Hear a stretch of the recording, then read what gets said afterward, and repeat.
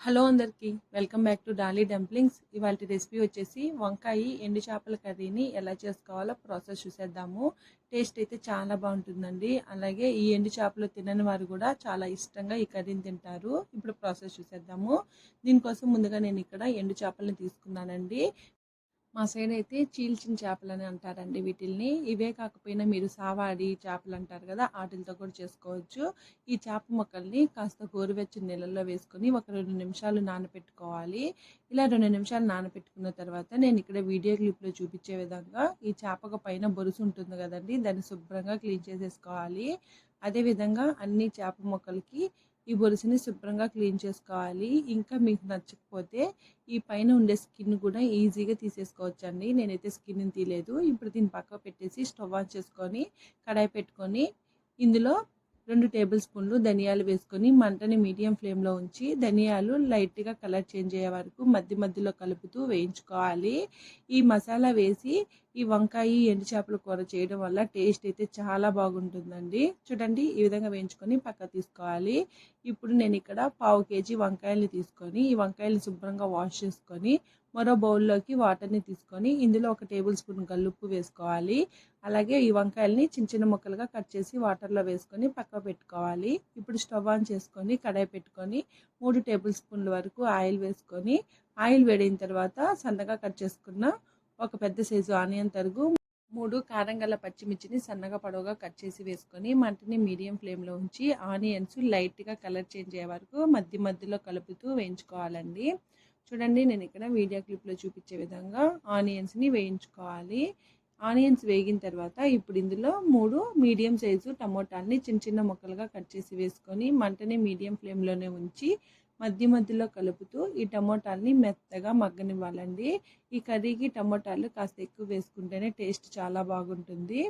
ఇలా బాగా మిక్స్ చేసుకున్న తర్వాత ఇందులో ఒక 1/2 టేబుల్ స్పూన్ వరకు గల్లుప్పు వేసుకోండి. సాల్ట్ అయితే ఈ కర్రీకి ఎక్కువ పడదండి. మనం ఎండు చేపలు వేస్తున్నాం కదా, అందులో సాల్ట్ ఉంటుంది కాబట్టి సాల్ట్ని జాగ్రత్తగా వేసుకోండి.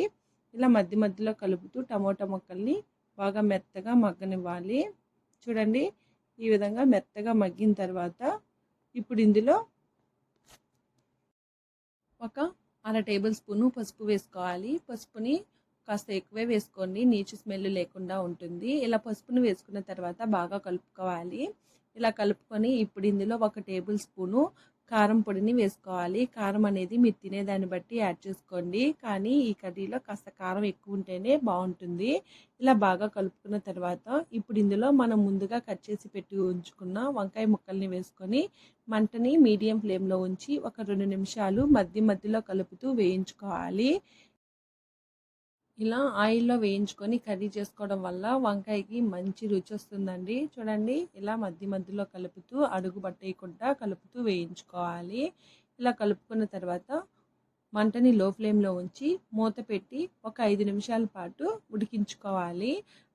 ఈలోగా మిక్సీ జారుని తీసుకొని ఇందులో మనం ముందుగా వేయించి పెట్టుకున్న ధనియాలు, అలాగే 1/2 టేబుల్ స్పూన్ మిరియాలు, 5-6 వెల్లుల్లి రెబ్బలు వేసుకొని మూత పెట్టుకొని కచ్చపచ్చగా మిక్సీ పట్టుకొని పక్క పెట్టుకోవాలి. ఇప్పుడు మూత తీసి ఈ వంకాయల్ని ఒకసారి బాగా మిక్స్ చేసుకోవాలి. ఇలా కలుపుకున్న తర్వాత ఈ వంకాయలలో ఒక పెద్ద గ్లాసు వాటర్ని యాడ్ చేసుకొని ఒకసారి బాగా కలుపుకొని సాల్ట్ సరిపోయిందో లేదో చెక్ చేసుకొని మూత పెట్టుకొని మంటని మీడియం ఫ్లేమ్లో ఉంచి ఈ వంకాయ ముక్కల్ని ఉడికించుకోవాలి. ఇలా 5 నిమిషాల తర్వాత మళ్ళీ మూత తీసి ఒకసారి బాగా కలుపుకొని మనం ముందుగా క్లీన్ చేసి పెట్టుకున్న చేప ముక్కల్ని వేసుకోవాలి. ఈ చేప ముక్కల్ని మీకు కావాలంటే ఆయిల్లో ఫ్రై చేసి కూడా వేసుకోవచ్చండి. అలా చేసుకున్నా కానీ టేస్ట్ అనేది బాగుంటుంది. ఇలా వేసుకున్న తర్వాత నెమ్మదిగా ఈ కర్రీని కలుపుకోవాలి, లేదంటే చేప ముక్కలు విరిగిపోయే ఛాన్సెస్ ఉంటుందండి.